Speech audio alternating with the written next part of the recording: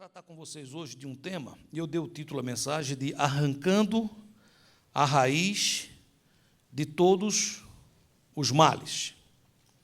1 Timóteo 6,10 diz, porque o amor do dinheiro é a raiz de toda espécie de males. Diga, é a raiz de toda espécie de males. E nessa cobiça, alguns se desviaram da fé e se traspassaram a si mesmos com muitas dores. Sabe, queridos, muitas vezes nós temos conflitos, problemas, às vezes relacionais, marido e esposa, ou filhos com pais, amigos, familiares. E, geralmente, a gente não tem muita habilidade para tratar o problema na raiz. Né? Às vezes, o esposo e a esposa estão sempre tendo conflitos. Aí tem aquele conflito, passa algum tempo, e um de cara feia para o outro, tal. Finalmente, um cede, chega perto, o outro vai cedendo, e se ajeitam e diz, está tudo bem. Mas será que está tudo bem? Ou será que, de fato, o que aconteceu foi apenas um paliativo? Deixa eu utilizar um exemplo da natureza. Quando você tem uma árvore indesejável, você fala, o que é uma árvore indesejável? Está lá no seu jardim, você plantou essa árvore, esperava que ela desse frutos, ela não dá, a árvore está ressecada, uma árvore meio capenga, dá muita folha, os frutos são ruins, ela está crescendo para cima da sua casa, está atingindo o teto da sua casa, está arriscado furar o teto da sua casa, aí você faz o quê? Você poda a árvore, poda a árvore, poda a árvore. Quando você poda, parece que o problema foi resolvido. Só que isso vai ficar resolvido por um tempo. Depois de um tempo, os galhos continuam a crescer, os frutos indesejáveis continuam a aparecer, as folhas que estragam tudo continuam a cair, e aí você diz, está na hora de fazer mais uma poda. Como é que você resolveria esse problema de uma maneira definitiva? Teria que arrancar o mal pela raiz. O apóstolo Paulo, falando com um discípulo dele, Timóteo, ele traz um princípio que foi ensinado por Jesus. Jesus trata um princípio, ele inclusive fala de uma entidade chamada Mamon. E o apóstolo Paulo traz isso de uma maneira mais clara, mais direta ao ponto, que ele diz que é a raiz de toda espécie de males. Se ele diz que é de todo, eu creio que é de todo. Então, e o que é essa raiz? Ele diz que essa raiz é o amor do dinheiro ou o amor ao dinheiro. Eu quero logo corrigir no começo aqui. A Bíblia não está dizendo que o dinheiro é a raiz de todos os males. Dinheiro não é a raiz de todos os males. A Bíblia está dizendo que o amor ao dinheiro. A gente vai tentar aprender isso, porque se você receber essa ferramenta, quem sabe você não vai ficar livre de muitos males, porque você vai aprender a arrancar o mal pela raiz. Volto a dizer, o dinheiro não é o problema. Como já dizia um filósofo popular, dinheiro não é tudo, mas paga as contas. Então, na verdade, nós não estamos aqui fazendo uma pregação contra dinheiro. Está certo, queridos? Nós precisamos de trabalhar, precisamos de dinheiro, precisamos pagar as contas. A gente vive nesse país, que é uma maravilha, mas é o país dos bills, né? No Brasil, eu descobri que lá é boletos. É assim? Boletos. Eu tenho muitos boletos para pagar. Então, aqui são os bills, são as notas, as contas, né? Você vai a um supermercado, o pessoal lhe recebe com alegria, o pessoal pergunta, posso lhe ajudar? Você fica contente, você enche o seu carrinho lá de coisas. Quando você vai sair, geralmente é aquele desprazer. A pessoa não deixa você sair, a não ser que você pague. É impressionante isso, não é verdade? A gente está aqui, ar-condicionado ligado, luzes, tal. Por quê? Porque nós temos um contrato com a FPL. Ela nos fornece força, ela nos fornece energia. Agora, eles têm um costume horroroso. De tempos em tempos, eles mandam uma conta para a gente. E a gente precisa o quê? Pagar. Então, lógico que eu não estou falando aqui com você sobre esse assunto. Sua família tem necessidades, a minha tem necessidades. A Bíblia diz, aquele que não trabalha, nem coma. Olha, então a Bíblia está dizendo que você deve trabalhar, deve ter dinheiro. A Bíblia até diz, aquele que antes andava mal, furtava, roubava, pare com isso, agora trabalhe para ter para si e até para ajudar os que precisam. Então, a Bíblia não é um livro contra o dinheiro. Não é. Então, o que de fato significa essa pregação?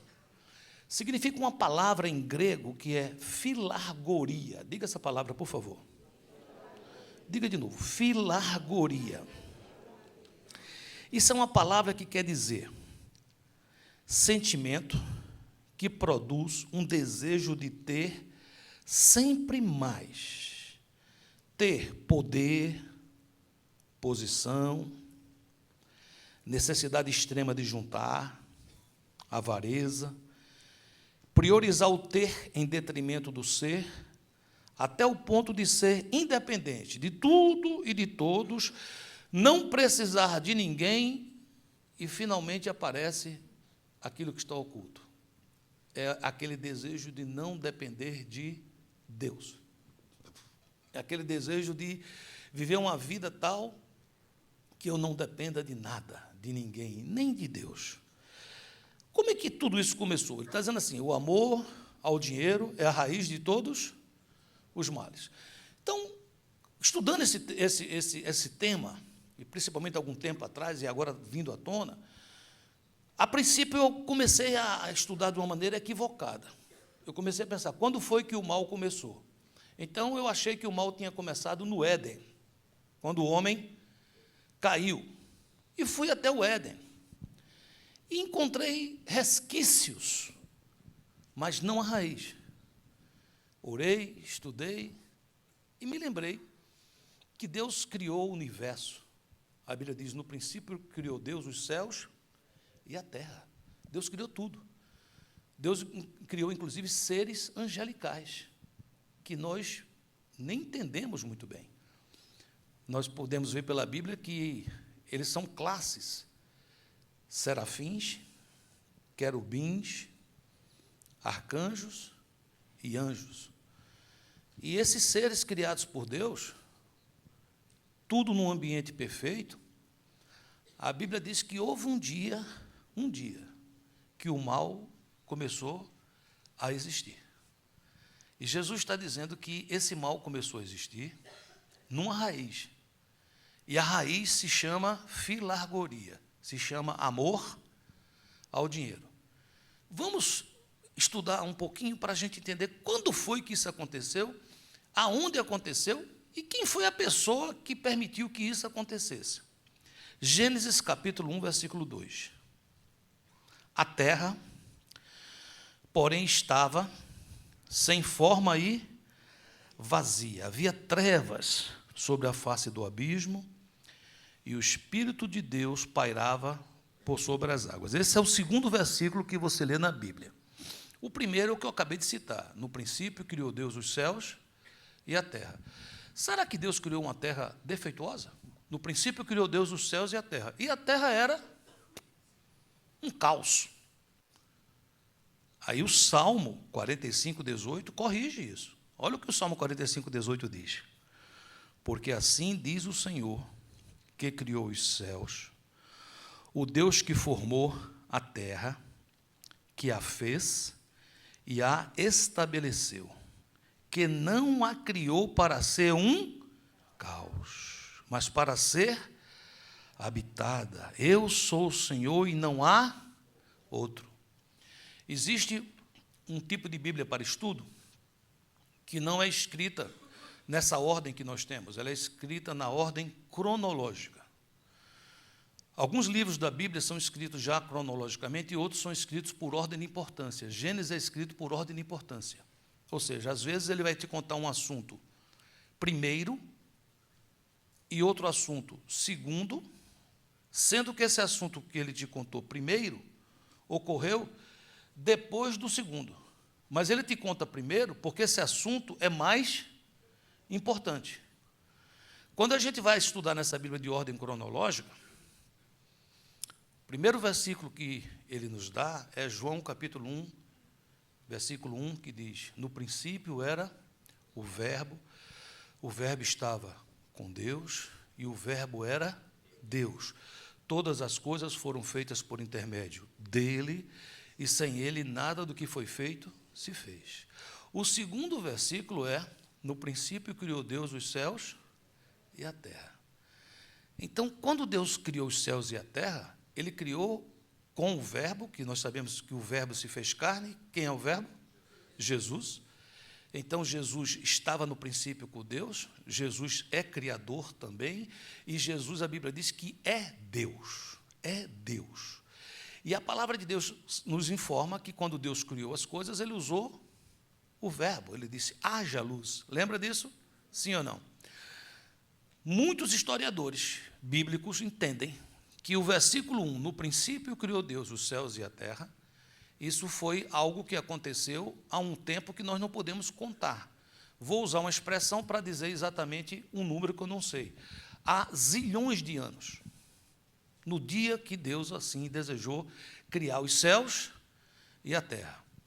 Desse dia até o versículo 2, que diz: e a terra era sem forma e vazia, muita coisa aconteceu. Muita coisa aconteceu. Mas esse momento se torna importante para nós, porque esse momento é um momento que se evidencia a história do planeta Terra, que é onde eu vivo e onde você vive. E é um planeta que não apenas nós vivemos, mas nós saímos dele. Nós fomos feitos do pó. Os seres que vivem nesse planeta saíram desse planeta. A Bíblia diz que Deus olha para as águas e ordena as águas que produzam peixes, seres viventes. Ora, aí vem a ciência e diz: Deus não criou. Por que Deus não criou?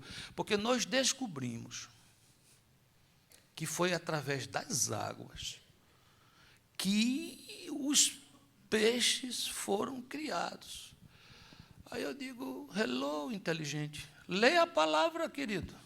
Se você lê a Bíblia, lá está dizendo que Deus que criou, resolveu criar, ordenando as águas que assim procedesse. Os animais, foi ordenada a terra. Só o homem, que foi feito de uma maneira diferente. Deus disse, Deus Pai, Deus Filho e Deus Espírito Santo: façamos o homem à nossa imagem e semelhança. Aí Deus, usando o pó da terra, cria um homem e sopra o que está nele, pneuma, espírito. Transfere para você, que é um ser humano, uma partícula divina. A Bíblia diz que Deus colocou dentro de você a semente da eternidade. Por isso que você não quer morrer, porque está dentro de você que Deus colocou. E a boa notícia é que você não precisa morrer. Jesus diz: eu vim para que vocês tenham vida e a tenham em abundância. Pode ser que um dia esse corpo mortal se desfaça, mas essa parte em você eterna, a Bíblia diz que o Espírito voltará a Deus que o deu. Se você tem o Senhor Jesus, ele voltará vivo. Se não temos, voltará morto, porque voltará desconectado de Deus. Então vamos entender o que é que aconteceu do dia da criação de tudo até o dia em que Deus volta seu olhar para o planeta Terra e começa a fazer a nossa criação. Porque esse texto que eu li, ele diz assim: porque assim diz o Senhor que criou os céus, Deus criou, o Deus que formou a terra. Você entende que criar é uma coisa e formar é outra? Entende ou não? No princípio, quando Deus criou, ele criou céus e terra. Quando Deus se volta para a terra, vai ter criação, mas vai ter também ordenação daquilo que já existe. A Bíblia diz que a terra estava sem forma e vazia e que o Espírito de Deus pairava sobre a face das águas. Então, quando Deus ordena que as águas se juntem no lugar, que a terra se junte em outro, isso não é propriamente criar, mas isso é formar. Então, você está vendo aqui o planeta Terra sendo criado, formado, posto em ordem. A primeira coisa que você tem de noção de Deus na Terra, quando a gente começa a contar a história do nosso planeta, é ordem. Deus não gosta do caos. Deus gosta de ordem. Amém, queridos? Mas como foi? Por que foi que essa terra tão bonita virou um caos? Olha o que diz a palavra, vamos entender. Uma catástrofe ocorreu para que a terra estivesse sem forma e vazia, para que houvesse trevas sobre a face do abismo. Isaías 14, versículo 12. Como caíste do céu, ó estrela da manhã, filho da alva, como foste lançado por terra, tu que debilitavas as nações, tu dizias no teu coração, eu subirei ao céu, acima das estrelas de Deus exaltarei o meu trono, e no monte da congregação me assentarei nas extremidades do norte. Está falando de um ser que está dizendo que no coração dele, ele estava dizendo, eu vou subir aos céus, acima das estrelas de Deus.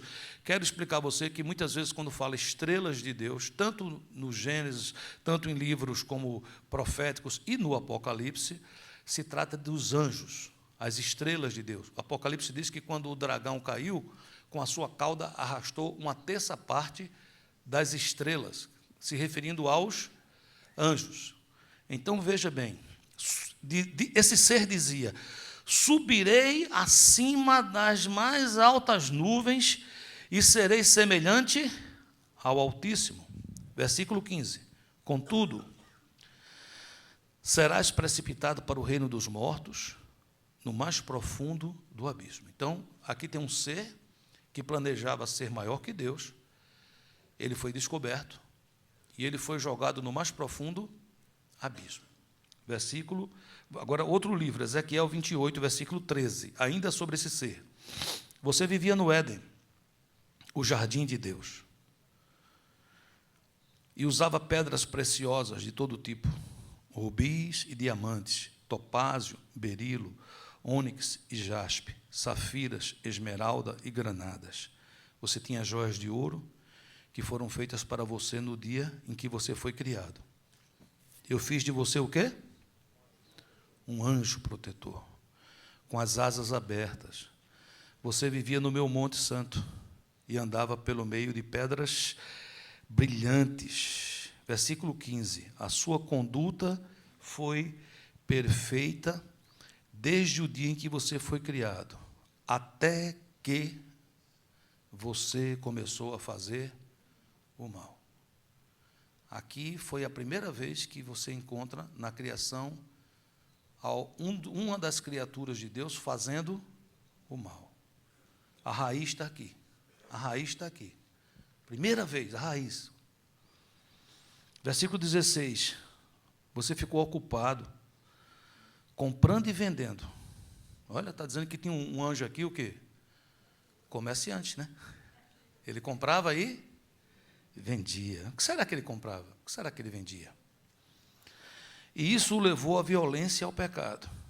Por isso, anjo protetor, eu o humilhei e expulsei do monte de Deus no meio das pedras brilhantes. Sabe por que eu fiz isso? Porque você ficou orgulhoso por causa da sua beleza. E a sua fama o fez perder o juízo. Olha só que coisa interessante.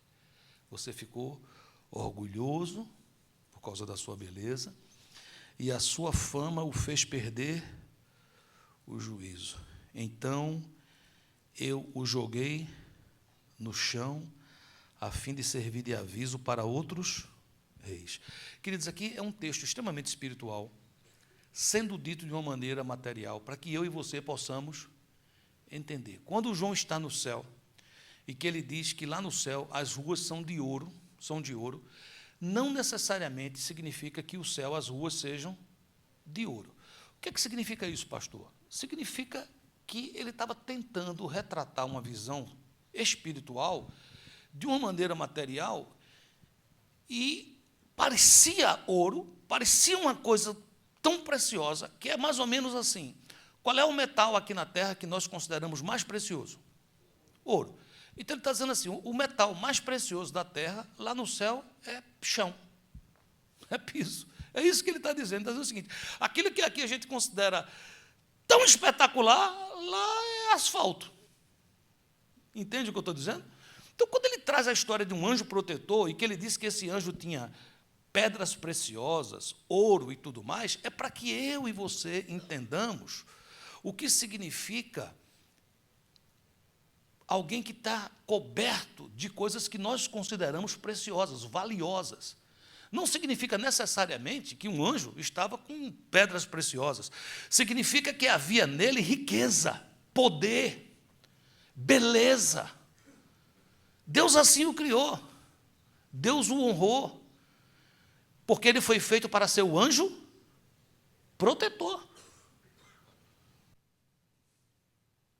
Quando ele fala assim, você estava no Éden, claro, quando Eva caiu, ele não estava lá demonizando a serpente, utilizando um ser, um animal, para falar com Eva e para fazê-la cair? Sim, mas quando a Bíblia fala sobre Éden, preste atenção, quando a Bíblia fala sobre Éden, nem sempre o Éden é apenas um local físico. Eu tenho uma neta que é muito curiosa, chama-se Esther, e um dia ela chegou para mim e disse assim, vovô, senta aí. Pois não, onde é que está o Éden? Eu disse assim, minha filha, como assim? Assim, o lugar. Eu digo, não, o Éden foi o jardim que Deus construiu. Não quero nada disso, não. Endereço.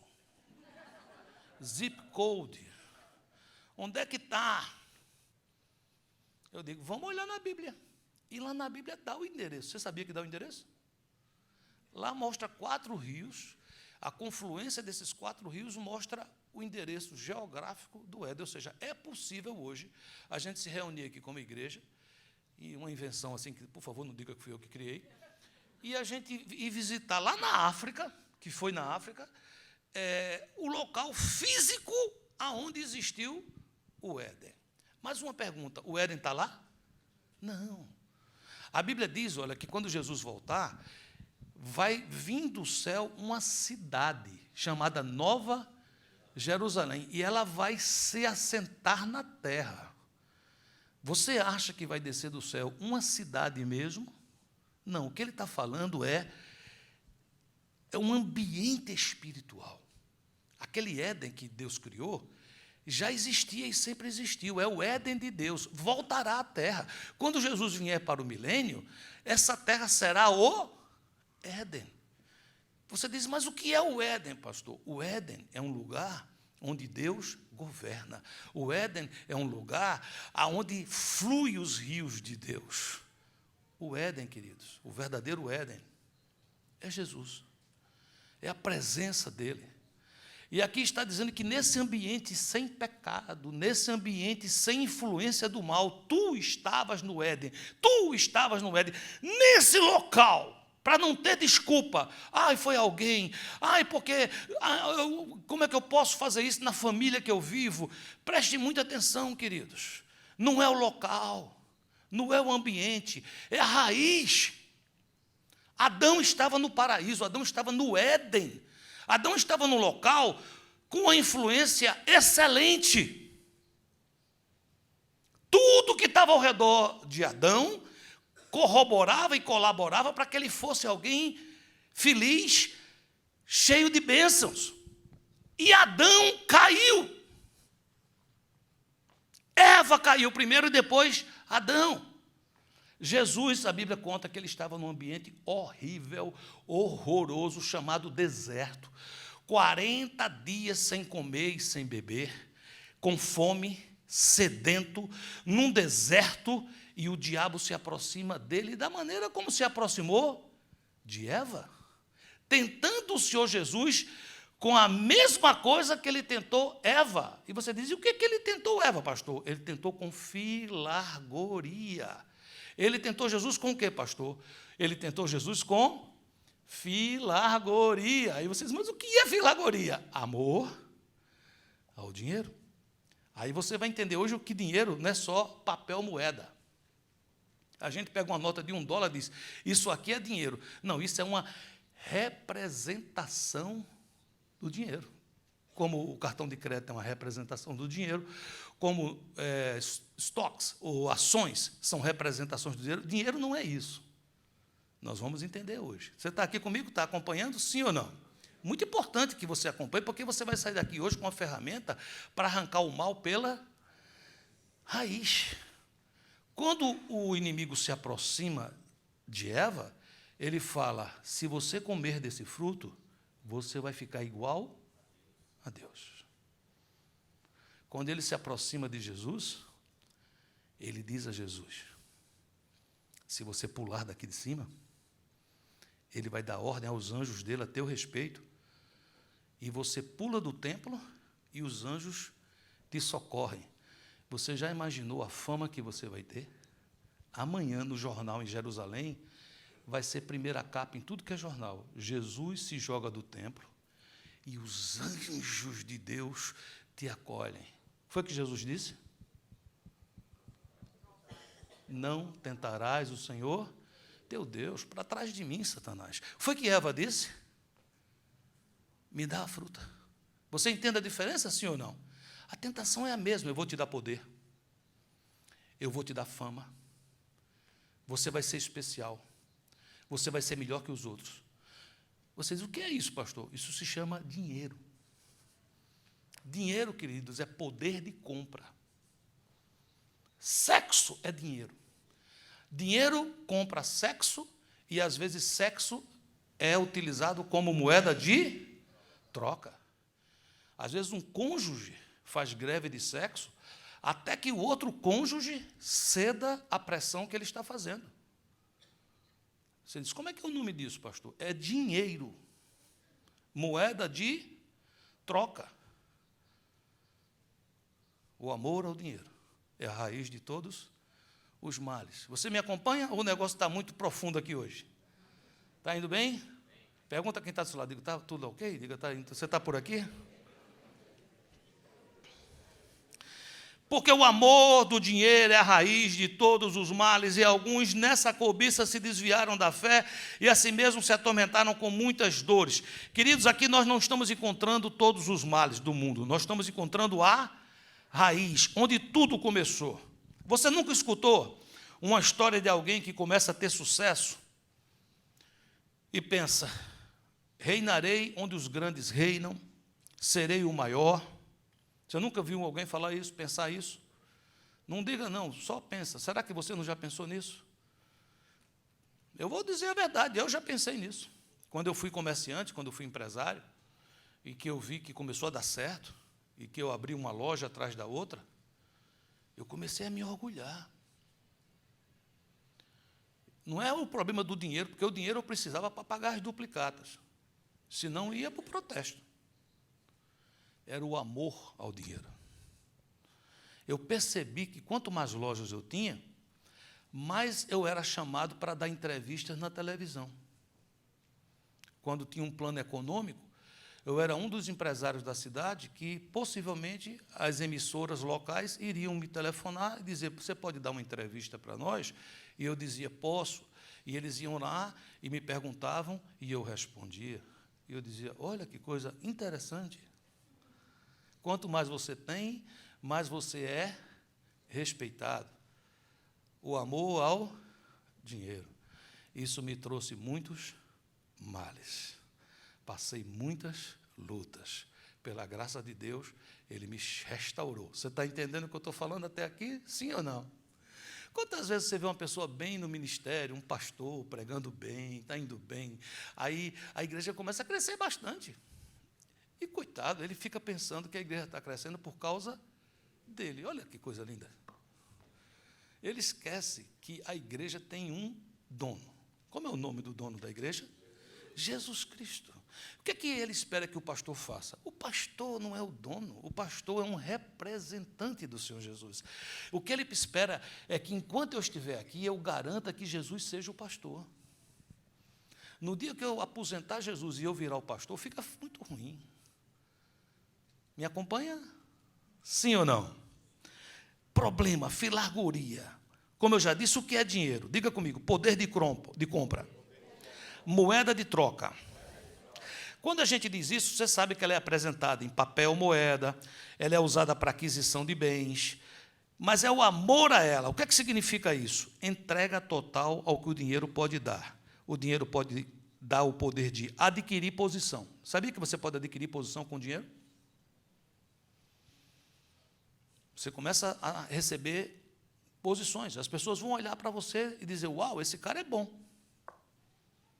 Por exemplo, se você está numa empresa e você começa a produzir muito e gerar dinheiro para aquela empresa, é possível que você receba uma promoção. Você está entendendo ou não? É muito complicado. Você diz, pastor, mas isso é errado fazer isso? Não é errado que você trabalhe, não é errado que você seja promovido, não é errado que você trabalhe com excelência. A armadilha é quando você passa a amar isto. A armadilha é quando você passa a olhar para isso e dizer assim, eu não posso viver sem isto. E aí começa a corrupção da alma, a prostituição da alma. A gente começa a se vender, baixar padrão, baixar princípios, quebrar princípios que estavam dentro de nós, mas a gente só não pode perder aquela posição, não pode perder aquele poder, não pode perder aquele dinheiro que me dá as coisas que eu gosto. E aí eu começo a entender, se eu tiver dinheiro, eu posso ter até amor. Será que você terá amor com dinheiro? Tem gente que acredita, queridos.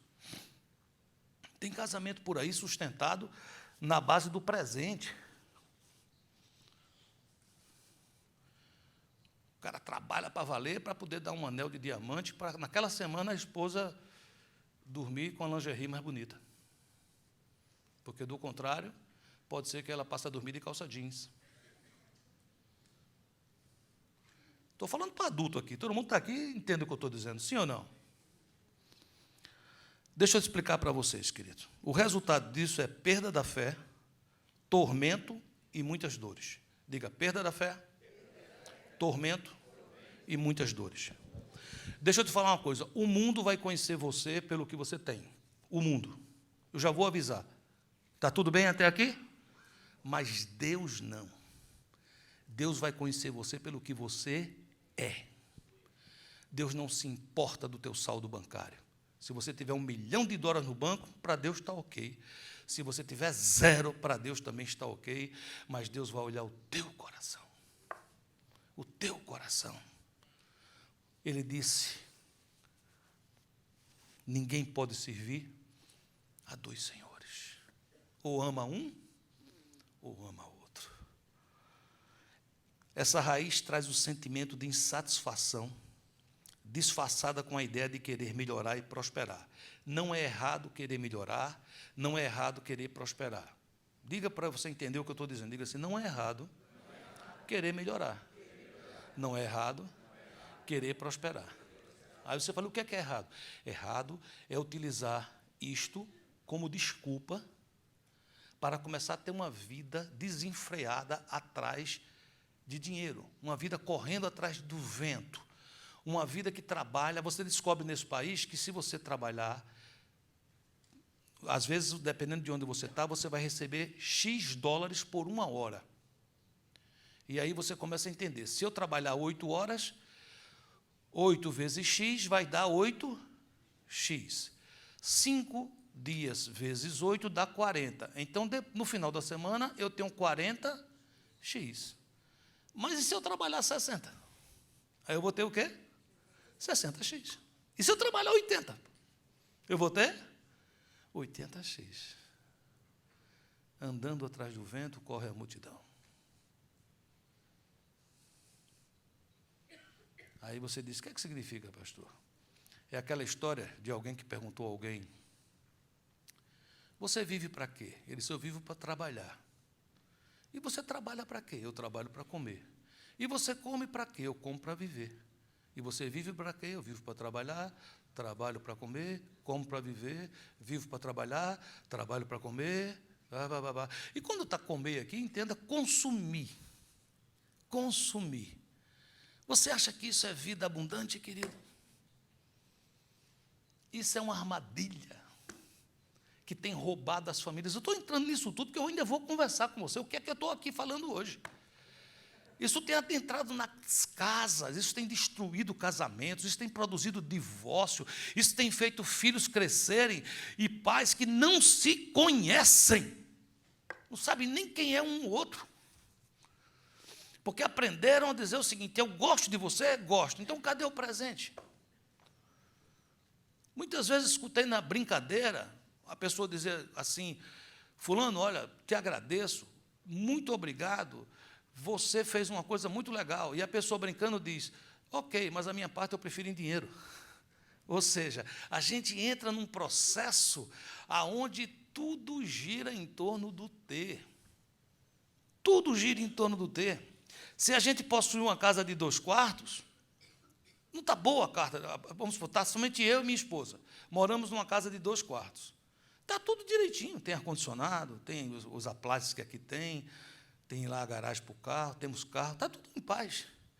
Mas aí, queridos, oh meu Deus, um amigo da igreja me chamou para ir na casa dele. E quando eu cheguei lá, o abençoado tinha uma casa de 4 quartos. Eu disse: mas assim também não é possível um negócio desse, entendeu? E a minha casa é uma townhouse. Ela tem uma casa do lado e tem uma casa do outro, mas eu ainda posso sair pela frente. A do amigo que eu visitei, não. Ela é... Aí eu começo a dizer: se eu não tiver uma casa dessa, eu não sou feliz. E a gente começa a procurar aquela casa. Um dia você compra uma casa daquela. Você diz: é mesmo, pastor? Compra. Por quê? Porque aqui nesse país, querido, se você tiver um tal de crédito e você souber assinar, você compra as coisas. Sabia disso? Não sei como é que você vai pagar, mas que compra, compra. Aí você entra naquela casa e você diz: agora eu estou feliz. Ô, casa boa. Amém? Aí se converte aqui na igreja alguém que mora na Brickell. Um apartamento que nos ares é maior do que a tua casa. E faz o GE na casa dele. Ó. Puxa vida. Você chega para estacionar, não tem estacionamento. Tem o quê, pastor? Tem um tal de Valet Park. Seu nome está lá. Seu nome, a pessoa deu o seu nome. Você chega e diz: como é seu nome? Meu nome é José da Silva. Já está aqui, Senhor, por favor, saia. Você diz: meu Deus, é isso que eu preciso. Vamos trabalhar. Vamos lutar. Vamos correr atrás do vento. Você diz: pastor, você é contra apartamento na Brickell? De jeito nenhum. Se você tiver um para me dar, estou aqui para receber. Eu sou contra você morrer, você matar sua família, você matar sua vida, por causa do amor ao dinheiro. É só isso. Você está aqui comigo, não está? Ô, queridos, você sabe qual é o problema? Provérbios 30:15 diz assim: a sanguessuga tem 2 filhas, a saber, dá. Não tem limite. Não tem limite. Quantos irmãos não passaram a se odiar por brigas na partilha de herança? Quantos pais não perderam suas famílias porque estavam na luta por bens materiais e, quando a desgraça bateu a porta, em lágrimas afirmaram: fiz tudo isso por meus filhos para lhes dar o melhor. Será que isso é o melhor?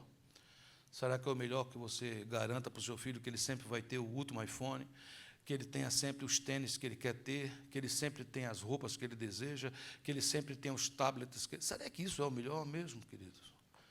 Porque para você dar isso a ele, você tira você da vida dele, porque você vai ter que trabalhar muito.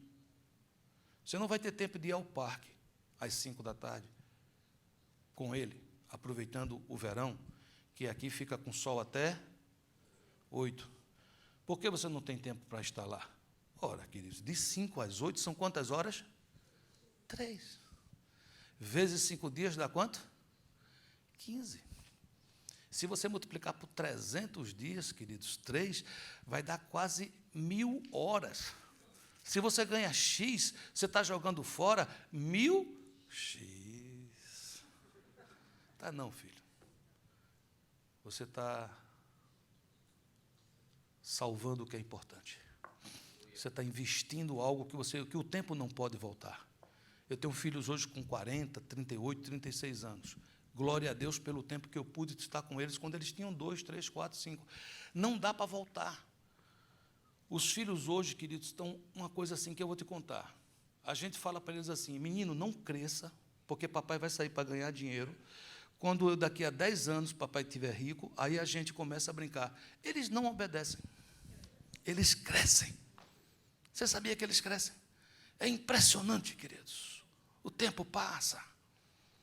E a vida dele é feita sem a gente. E quando você bate na porta do quarto dele, ele aprendeu, porque o professor ensinou a ele, que isso é invasão de privacidade.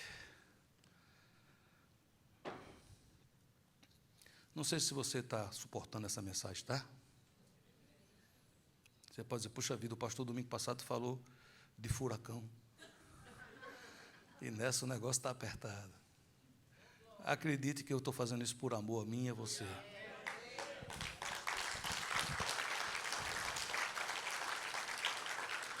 Olha o que Jesus pergunta em Lucas 9, 25. Que aproveita o homem ganhar o mundo inteiro, se vier a perder-se ou causar dano a si mesmo?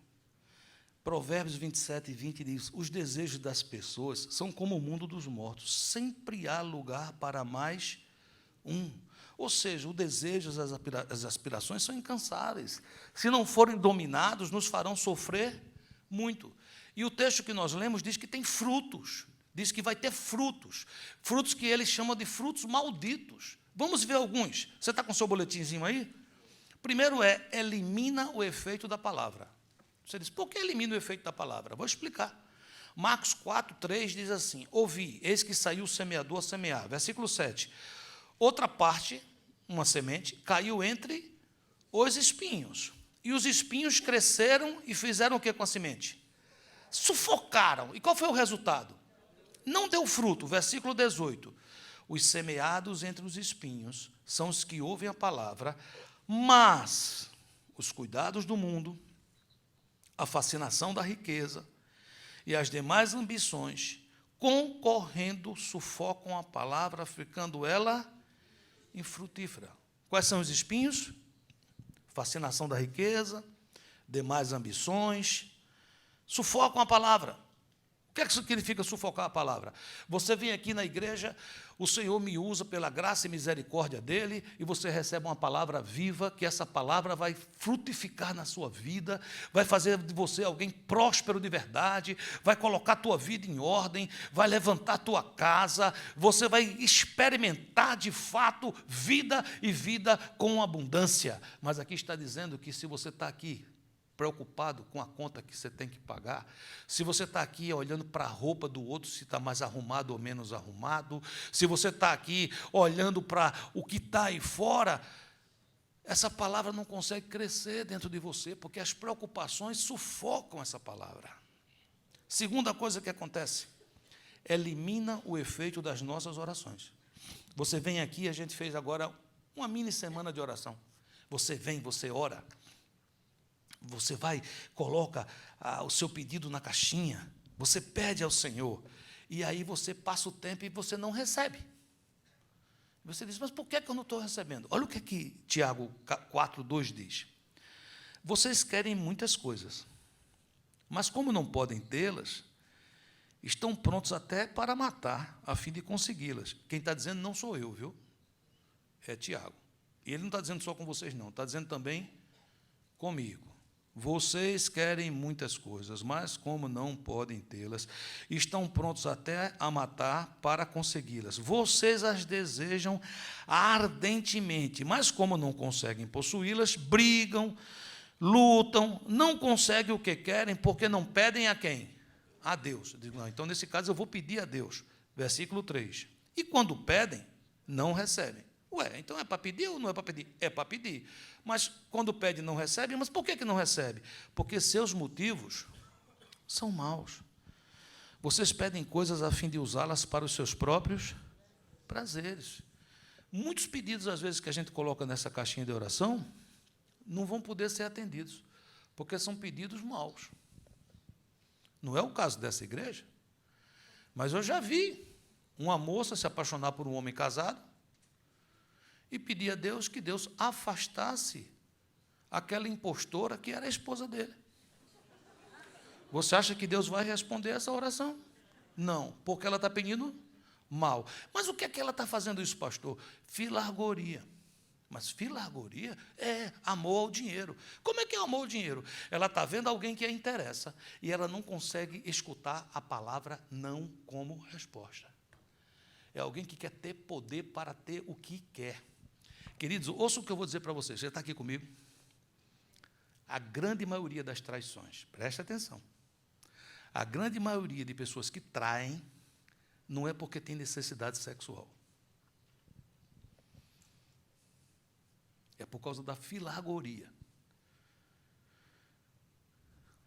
Viu alguém bonito, viu alguém interessante, e tem o desejo de comprar, de adquirir, de poder conquistar. É a ideia de dizer assim, eu conquisto quem eu quero. Não é necessidade sexual, não é porque a pessoa estava a pão e mexerica e teve que arranjar alguém para resolver o problema. Não é isso, não. É porque ele quer ser o cara. Ela quer ser a menina irresistível da turma. Estava vendo uma reportagem sobre prostitutas no Japão. Uma grande parte dessas prostitutas são moças de família boa, que moram em casas boas, apartamentos bons, têm carros bons, vão para a faculdade com carros bons e se prostituem. E perguntaram, por que você se prostitui? E ela diz que sente muita alegria ao ver que ela é desejada, e o dinheiro que ganha faz com que ela possa comprar bolsas Prada, sei lá o quê, de $20 mil, e dessa maneira, quando ela coloca a bolsa, as amigas dela olham para ela com inveja, dizendo, uau, essa pessoa tal. Você acredita nisso que eu estou dizendo a você? Não fui eu que disse, não é a reportagem. A pessoa está se prostituindo por causa de filargoria. Não é horrível uma coisa dessa? Sim ou não? E será que nós não estamos fazendo coisa parecida? O que é isso, pastor? Está nos chamando de prostitutos, prostitutas? Não nesse sentido. Mas quantas vezes, querido, você está no seu trabalho e o seu chefe lhe chama para baixar o padrão, quebrar princípios. E se você não fizer, talvez você vai perder aquele emprego ou perder a posição. Você vai ficar de lado. Você não vai ficar sendo a pessoa que é queridinho do chefe. Você acha que baixar padrão, quebrar princípios, isso não é um tipo de prostituição? A palavra, quando fala de o leite está contaminado, poderia ser dito, o leite está prostituído. Prostituição é quando você faz uma coisa ser corrompida. Ela sai do seu objetivo inicial. Mas por que tudo isso, pastor? Porque filargoria, amor ao dinheiro. Aí eu oro, mas eu não recebo. E eu não recebo por quê, pastor? Porque eu peço mal.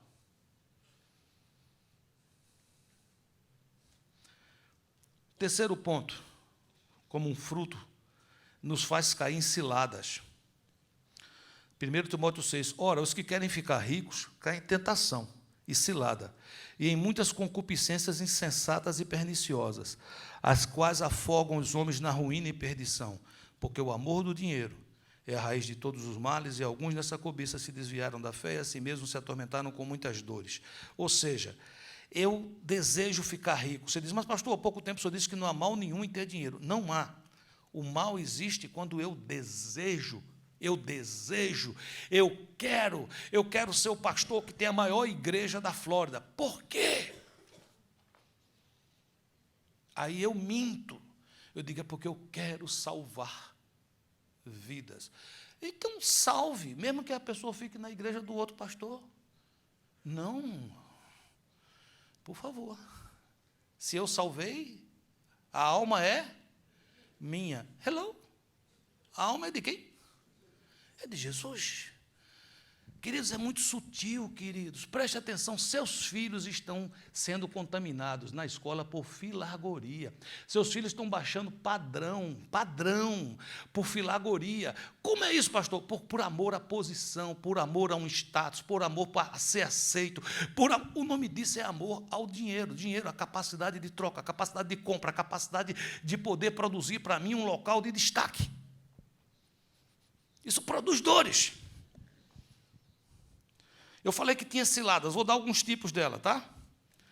Gastar o tempo correndo atrás do vento. Eclesiastes 5,16. Ora, isso é um grave mal, porque justamente como veio, assim há de ir.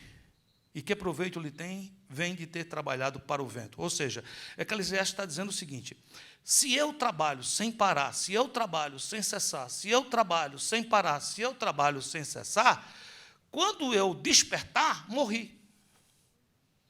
Eu corri atrás do vento. É uma cilada. Veja outra, que coisa interessante. Veja outra. É que às vezes eu chego e digo assim, eu estou chegando nesse país, eu vou fazer um sacrifício. Tudo bem. Eu, quando cheguei aqui nesse país, fiz muito sacrifício. Ainda faço. Mas às vezes é um sacrifício que é demasiado. A mulher reclama, os filhos dizem, cadê você? Não te vejo mais. Você ainda está morando aqui na América, você mudou para outro país, porque a pessoa passa a chegar em casa quando está todo mundo dormindo, e ele sai de casa quando todo mundo ainda está dormindo. E ele diz, isso é um sacrifício o quê? Temporário. Isso é um tempo. Queridos, crer que é um sacrifício temporário é uma cilada. Eclesiastes 5,10 diz, quem ama o dinheiro não se fartará do dinheiro. Nem o que ama a riqueza se fartará do ganho. Também isso é vaidade. Eu conheço homens bilhardários, dinheiro para bater em todo mundo assim com dinheiro. Você procura esse homem. Eu conheço, tenho amigos assim. Seja domingo, seja feriado, seja sábado. Você sabe onde ele está? Trabalhando. No escritório dele. Ele não precisa mais. Mas da adrenalina possuir. Eu quero comprar. Eu quero tomar aquela empresa de fulano. Eu quero tal. Amor ao dinheiro. Uma cilada. Ele acha que está ganhando, ele está perdendo. Sabe o que acontece mais? Perder a família ao abandoná-la na luta para obter mais confortos e bens. São muitos os exemplos na palavra de homens que se lançaram ao trabalho para ter, vindo depois a entender que caíram numa cilada. Quando é que eles veem isso? Quando veem seus filhos desviados do caminho do Senhor, quando vê a família desmoronar. Olha o que diz 1 Samuel 8,3, de um profeta que estava muito ocupado, e um profeta bom. Samuel, a Bíblia diz que nunca caiu uma palavra da boca de Samuel no chão. O que é que significa isso? Tudo que Samuel profetizou se cumpriu. Mas olha onde Samuel teve um problema. Samuel 8,3. Seus filhos, porém, não andaram nos caminhos dele, mas desviaram-se após o quê? O lucro, e recebendo peitas, recebendo propina. Não sei se já ouviu essa palavra alguma vez. Aqui, a propina em espanhol é bom, é gorjeta. Mas lá no Brasil, você sabe o que significa propina, sim ou não? Recebendo aí vantagens, perverteram a justiça. Os filhos de Samuel eram juízes, pode falar a palavrinha, corruptos. Por causa de quê? Amor ao dinheiro. O que é que a palavra diz, queridos? 1 Timóteo 6,7 diz, porque nada temos trazido para o mundo, nem coisa alguma podemos levar dele. O que é que você trouxe quando você veio aqui? Quando você nasceu? Sua mãe falou para você?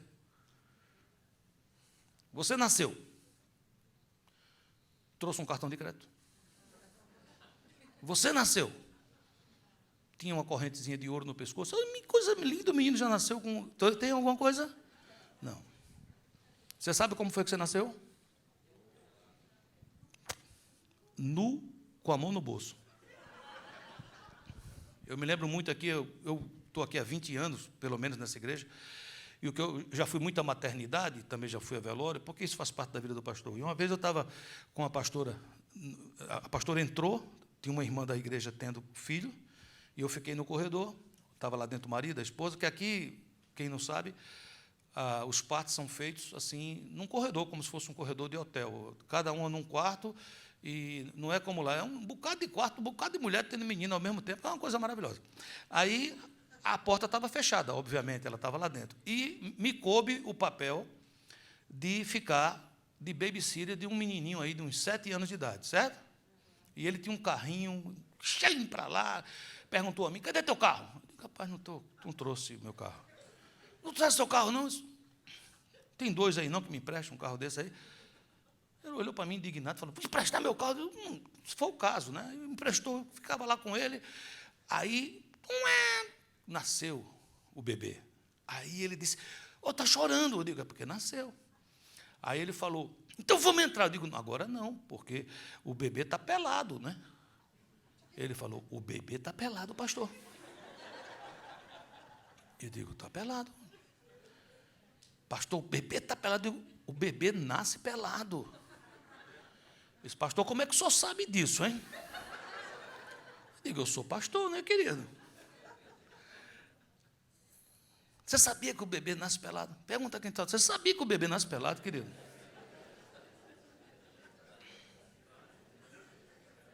Agora deixa eu te contar uma novidade.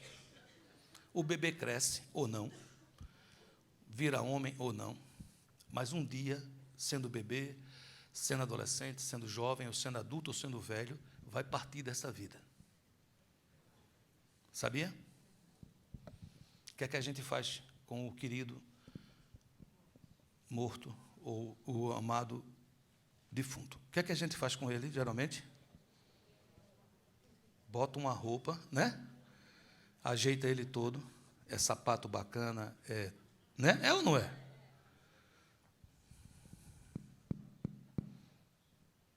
Ele não vai levar. Sabia disso? Não fique triste, não. Estou só lhe contando uma verdade. Não leva. Os faraós criaram pirâmides, e quando eles morriam, eles acreditavam que no outro mundo eles chegariam lá com alguma coisa. Então, eles colocavam ouro dentro da pirâmide, prata.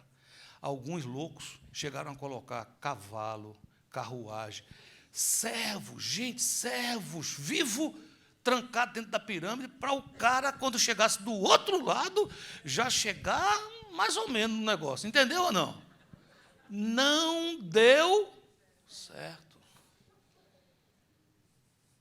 Nu saí do ventre da minha mãe, e nu voltarei.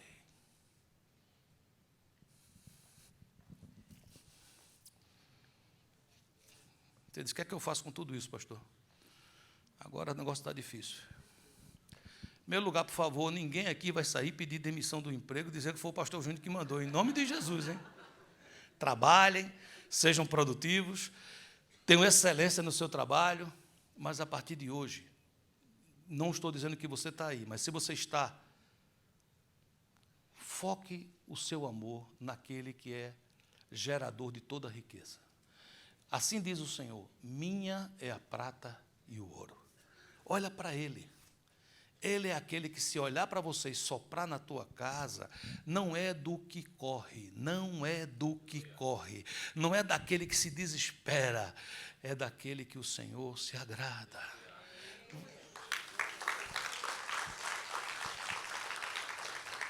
Você pode ter desejos próprios, amém? Salmo 37, versículo 4 diz, agrada-te do Senhor, e Ele satisfará os desejos do teu coração. Entrega o teu caminho ao Senhor, confia nele e o mais Ele fará. Você está chegando nesse país agora, está na luta, eu te abençoo em nome de Jesus. Eu te abençoo com toda sorte de bênçãos. Eu te abençoo com prosperidade espiritual, emocional e material. Em nome de Jesus de Nazaré. Mas não caia na armadilha de correr atrás do vento. Tenha prioridades na sua vida. Não permita nunca que nada nem ninguém seja maior do que Deus. Nunca. Deus tem que ser a primeira pessoa na sua vida. Jesus disse, buscar em primeiro lugar o reino de Deus e a sua justiça, que o resto vem de reboque. Todas as coisas vos serão acrescentadas. O que é que significa todas? Todas significa o quê? Diga assim, tudo que eu preciso. Você diz, entendi, pastor. Então começa a buscar o reino de Deus e aquela Lamborghini já está a caminho. Você precisa? Se você precisa, virá. Eu imagino que tem alguém que precisa, porque se não precisa, não seria fabricada. Eu, particularmente, não sinto nenhuma necessidade. A Bíblia diz, você tem com que comer? Tenho. Você tem com que vestir? Tenho. Fique feliz. Fique satisfeito. Fique alegre. Gaste o seu melhor tempo para Deus, gaste o seu melhor tempo para a sua família, para a sua casa, sorria, seja feliz, brinque, viva cada dia da sua vida para o Senhor, não se deixe prender por estas coisas. Alguém vai chegar para você e vai dizer, puxa, você está aqui há quanto tempo? Eu estou aqui há 18 anos. E o que é que você tem? Você diz, o que é que você tem a ver com isso? Você tem que me perguntar o que é que eu sou. Aí você sabe o que você é. Você fala, eu sou filho do rei, dos reis. Eu sou filho do Senhor dos senhores. E o meu Deus, segundo a sua riqueza, me suprirá em glória através de Cristo Jesus. Eu antes não era nada, mas agora eu sou raça eleita, sacerdócio real, nação santa, um povo de propriedade exclusiva de Deus. E o Senhor é o meu pastor, e porque Ele é meu pastor, nada me faltará.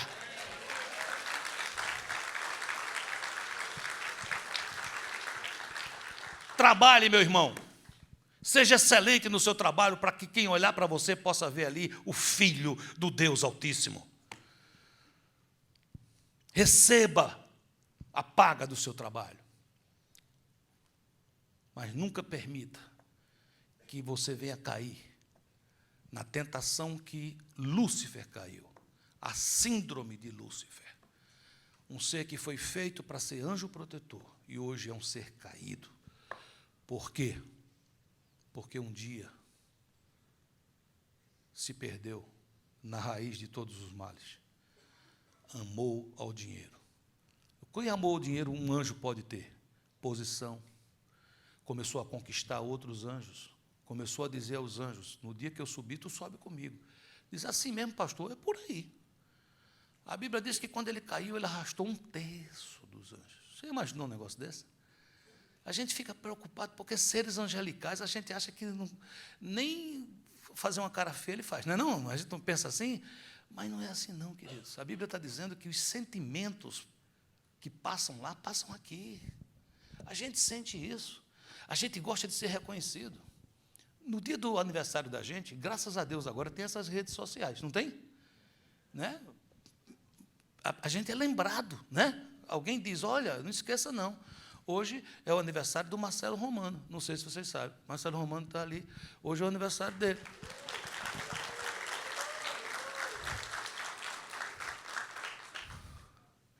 Se a gente der o parabéns a Marcelo, ele vai ficar feliz. Você sabia que ele vai ficar feliz? Glória a Deus, dê parabéns a ele. Amém, queridos?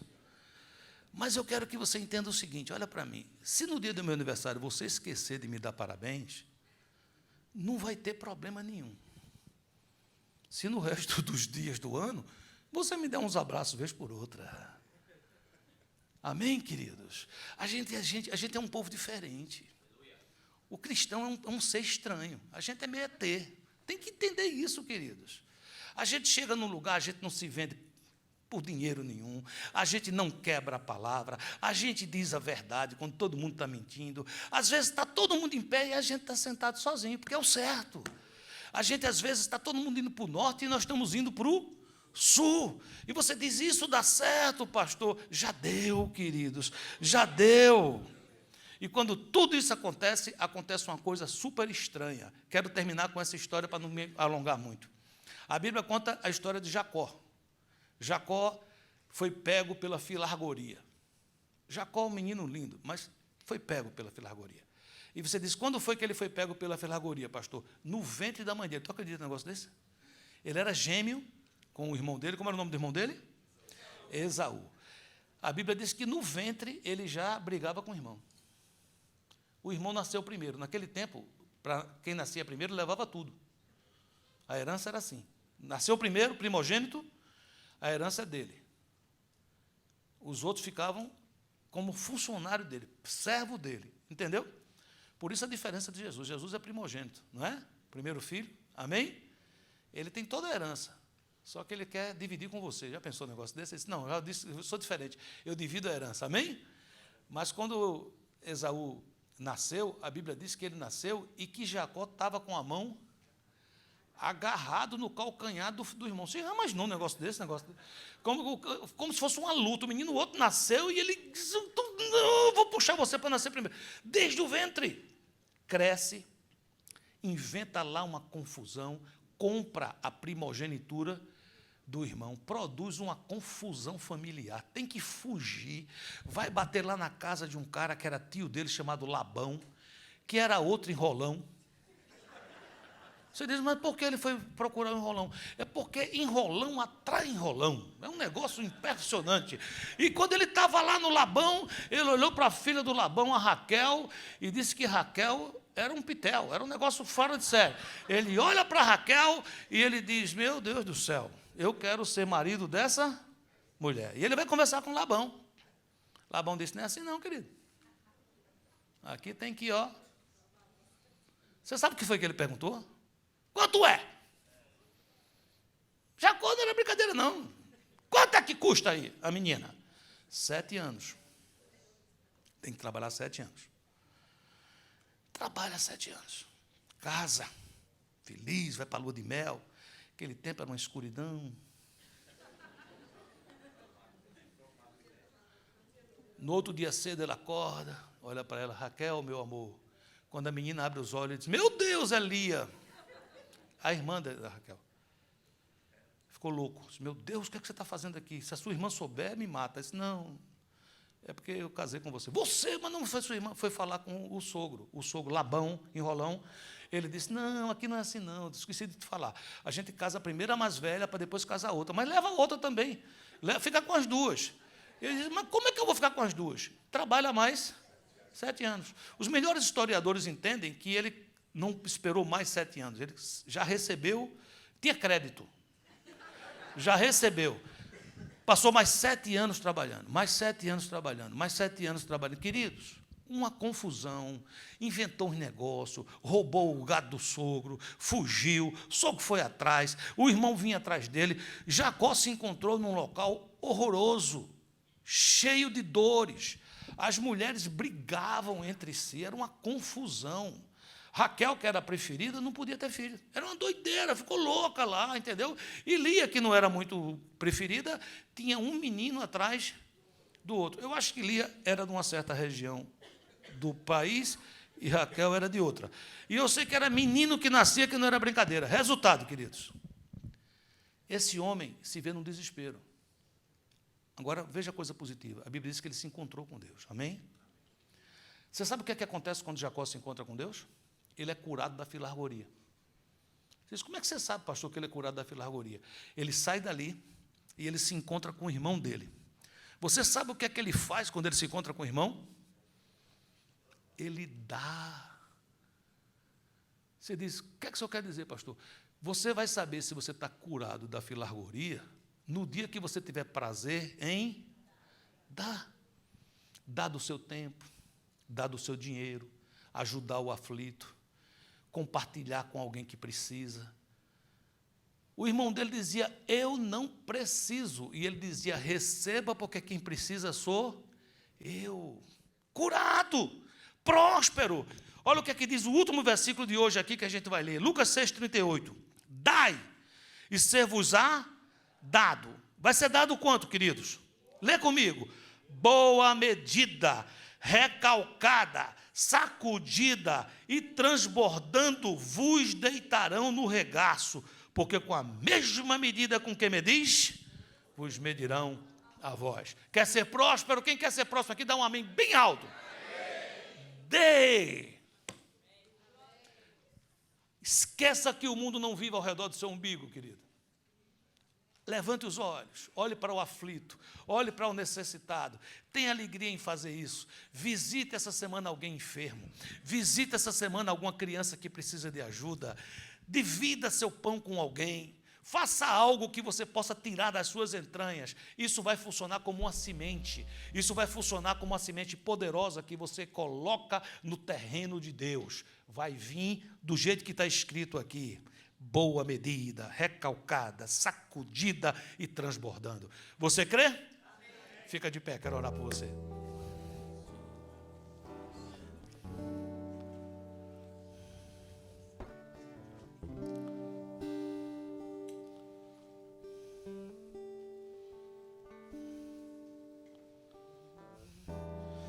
Domingo passado a gente cantou uma música aqui, eu sei que vocês cantaram hoje Bem Supremo, não foi? A gente vai cantar de novo. Domingo passado a gente cantou essa música. Deixa eu explicar para você. Essa música é a história de um homem chamado Jó. Todo mundo já ouviu falar de Jó, sim ou não? Jó era um homem riquíssimo, riquíssimo, riquíssimo. Perdeu tudo. Perdeu tudo. Perdeu tudo. Mas nunca perdeu sua fé em Deus. E a Bíblia diz que depois de um grande período de prova, Deus restituiu a Jó em dobro tudo que ele tinha perdido. Qual foi a diferença? A diferença era a importância que Jó antes dava para isso e a importância que Jó agora dava. O que é que Jó diz no final do livro? Ele fala assim: antes eu te conhecia, Senhor, de ouvir falar, mas agora os meus olhos te veem. Por isso eu me arrependo no pó e nas cinzas, Senhor. O que é que Jó estava dizendo? Eu antes estava enganado, eu achava que aquele dinheiro, que aqueles bens, que aquela posição era o meu bem supremo. Hoje eu descobri que Tu és o meu bem supremo. O nosso tesouro maior chama-se Jesus Cristo de Nazaré. Esse é incorruptível, ninguém jamais tirará de você. Ele vai cuidar de você agora e na eternidade, e nunca deixará faltar o pão na tua casa, em nome de Jesus. Canta essa música como se você estivesse passando por essa experiência. Antes eu te conhecia de ouvir falar, mas agora de contigo andar, eu sei o Deus que tenho, meu Rei, Senhor e Pai. Te quero em minha vida mais e mais. Antes eu te conhecia. Antes eu te conhecia de ouvir falar, mas agora de contigo andar. Tu és meu bem supremo, meu Rei, Senhor e Pai. Me alegro em Tua vontade mais e mais. Peça para Ele sondar seu coração. Tu sondas e conheces meu coração, Senhor. Sabe, sou limitado e conto com Teu amor. Sendo, pois, Teu filho, venho te dar louvor. Que bom é Tua vida em minha vida. Tu sondas. Tu sondas e conheces meu coração, Senhor. Sabes, de Ti dependo e conto com Teu amor. Sendo, pois, Teu filho, venho te dar louvor. Que bom é Tua vida em minha vida. Que glória é Tua vida em minha vida. Me alegro em Tua vida, Em minha vida.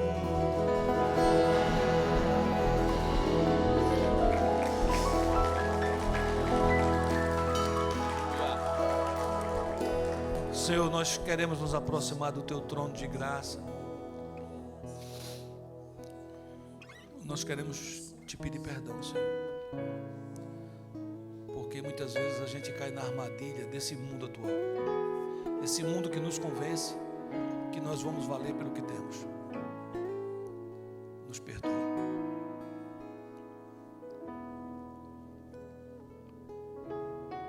Tu és o nosso bem supremo, Senhor.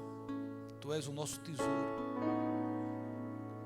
Nós queremos que o nosso coração esteja em Ti, porque o Senhor nos ensinou que aonde estiver o nosso tesouro, aí estará o nosso coração. Então nós queremos declarar: o Senhor é o nosso tesouro. E nós sabemos que o Senhor vai nos suprir em glória, vai nos suprir transbordantemente.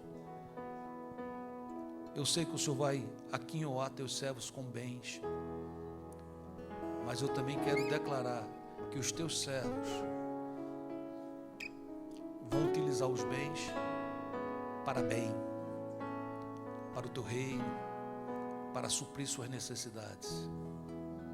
Não permitirão que o dinheiro venha a ser senhor na vida deles. Nós queremos quebrar, Senhor, esse espírito que tem nesse país de filargoria, quebrar nas nossas vidas. Nós queremos ter a prosperidade verdadeira que vem do teu trono, Senhor.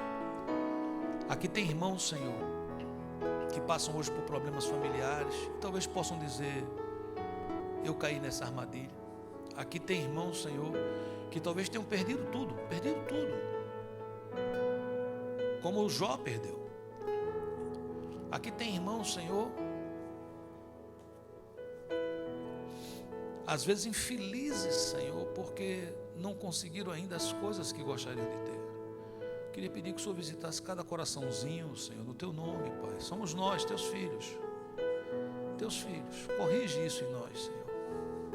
Corrige isso em nós. Arranca esse mal pela raiz. Nos dá um coração generoso. Me faz, Senhor, ser capaz de me alegrar na vitória do outro. Me faz ser capaz de me alegrar na prosperidade do meu irmão. Estende, Senhor, sobre nós o teu manto. Meu amado, eu quero continuar a orar. Durante essa mensagem, pode ser que algum ponto tocou no seu coração. Durante essa mensagem, pode ser que alguma coisa Deus falou com você. Então, se assim foi, eu queria que você conversasse com Ele agora. Eu queria que você tratasse com seu Pai, que te ama tanto, e que você recebesse a cura para isso que Ele está te tratando, recebesse forças para enfrentar o que Ele está te mostrando. Não é para mim, é você e Ele. Se você entende que foi tocado e que você quer orar com o Senhor, eu vou te ajudar em oração. Você sai do seu lugar e vem aqui à frente e nós vamos orar juntos, quebrando completamente esse espírito de filargoria e entrando dentro de nós uma raiz poderosa de amor, Senhor. Se o Espírito Santo te toca, não demore, sai do seu lugar e vem aqui à frente, em nome de Jesus de Nazaré.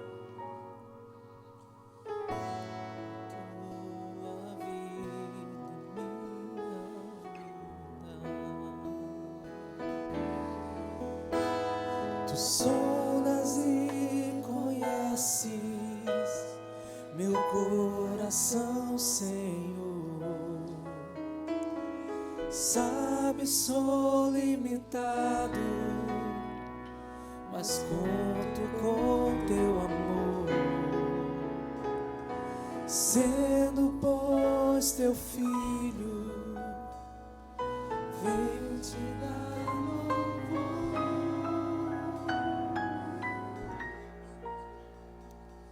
Que bom é tua vida, minha vida.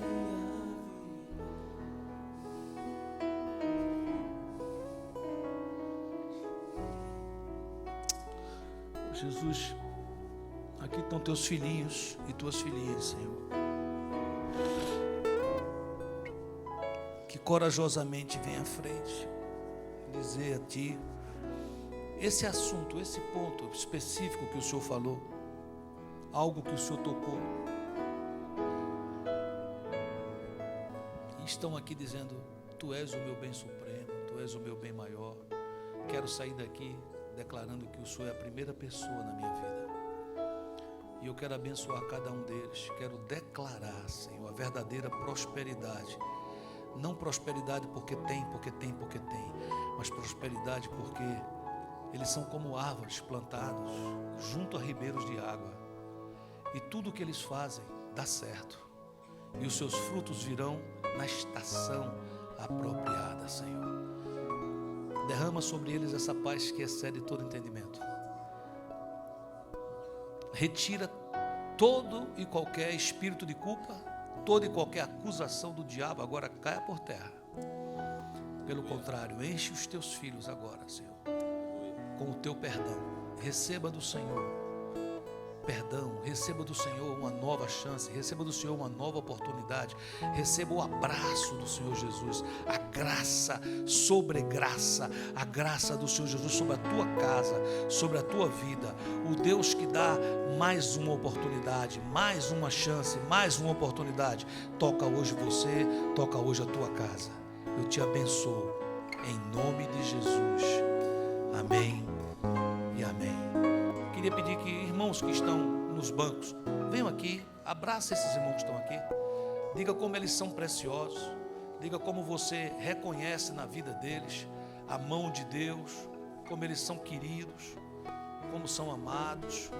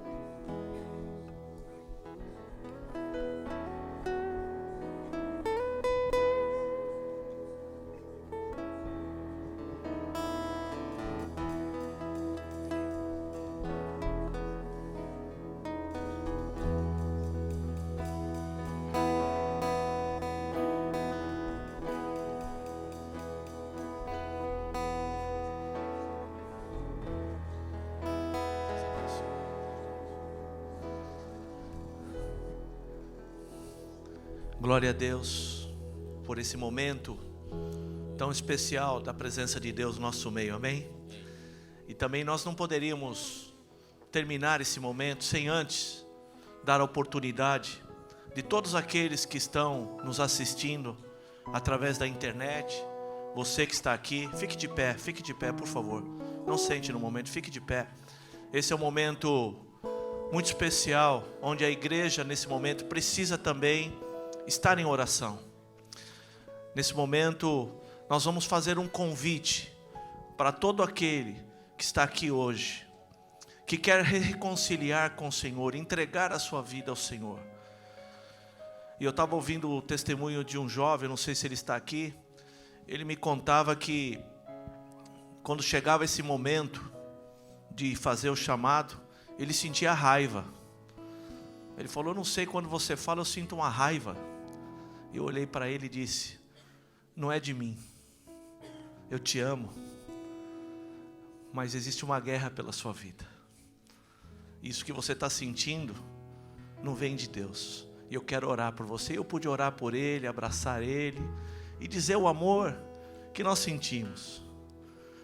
E passado 2 semanas, eu estava aqui à frente e ele veio no apelo para entregar sua vida. E a primeira coisa que ele fez nesse dia, não lembro quem foi, se foi o pastor Valério ou o pastor Júnior mesmo que fez o apelo, ele me pegou pela mão e falou: agora eu entendi. Agora eu entendi. E hoje eu quero entregar a minha vida a Jesus. Nesse momento, existe uma guerra sendo travada. Muitas pessoas estão nas suas casas ou estão atadas a vícios, a traumas.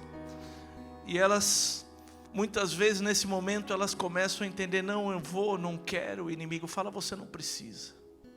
Por isso que a igreja precisa estar nesse momento intercedendo, para que o inimigo, para que essa voz de acusação seja calada e você possa hoje fazer o que foi falado nessa palavra, entregar tudo a Jesus. Jesus disse na sua palavra, ele diz assim no livro de Apocalipse: eis que estou à tua porta e chamo e toco, e se você ouvir a minha voz e abrir a porta, eu vou entrar na tua casa, na tua vida, e vou ter comunhão. Jesus quer ter um relacionamento pessoal. E sabe o que essa palavra é tão profunda, porque para o judeu, cear, comer junto, era algo muito profundo, era algo de uma intimidade, onde a pessoa estava totalmente desarmada, e Ele quer ter esse relacionamento com você, mas você precisa abrir a porta do seu coração. E como é que nós fazemos isso? A palavra diz assim: se com a sua boca confessares que Jesus Cristo é o Senhor, crendo no seu coração, você será salvo. Você vai fazer essa declaração hoje por fé, você que está aí, e você crê no seu coração, você vai receber o perdão e a salvação, e o teu nome é escrito no livro da vida, onde ninguém vai poder apagar. Amém? E eu queria pedir à igreja que me apoiasse nessa oração. Talvez você já há algum tempo atrás fez isso, mas você se apartou pela filagoria, por as necessidades, você se apartou do Senhor, e você começou a viver do teu jeito. Hoje é dia que o Senhor quer que você se reconcilie com Ele. Se você quer se reconciliar com o Senhor, hoje, faça isso, porque é entre você e Deus. Eu queria que você fechasse seus olhos, baixasse sua cabeça e repetisse essa oração comigo, dizendo assim: Senhor Jesus, hoje eu me arrependo dos meus pecados, te reconheço como único Senhor e suficiente Salvador. Escreve o meu nome no livro da vida, onde ninguém poderá mais apagar. Obrigado por me receber como teu filho amado na tua família, que é a tua igreja. E eu não me envergonho de declarar o teu nome publicamente. Muito obrigado, em nome de Jesus. Glória a Deus. Eu quero fazer mais uma oração. Quero orar por aqueles que estão nas suas casas. Você que está aqui, quem sabe você está se reconciliando com o Senhor hoje, ou você está entregando a tua vida e você nunca tinha feito isso. Eu quero orar por você. Eu queria que você, onde você estiver, levante uma das suas mãos. Se você hoje quer se reconciliar ou entregou a sua vida. Se tem alguém aqui, esse é o momento que Deus está dando. Você quer se reconciliar com o Senhor? Todos? Tem alguém? Faz um sinal para mim. Quero orar por você. Não tenha medo. Esse é o momento que Deus está dando para você. Se tem mais alguém, faz um sinal. Em nome de Jesus. Em nome de Jesus. Todos aqui já receberam Jesus, amém? Então, levante a sua mão e vamos orar por esses que estão nas suas casas. Senhor, toca agora essas vidas que estão aí, que hoje estão se reconciliando contigo, que hoje estão entregando a sua vida. Escreve, Senhor, o nome deles no livro da vida. E nós, como igreja, os abençoamos. Declaramos, Senhor, que eles são teus filhos e nos recebemos a eles na tua família, que é a igreja. Bem-vindos em nome de Jesus. Amém. Dê uma palma.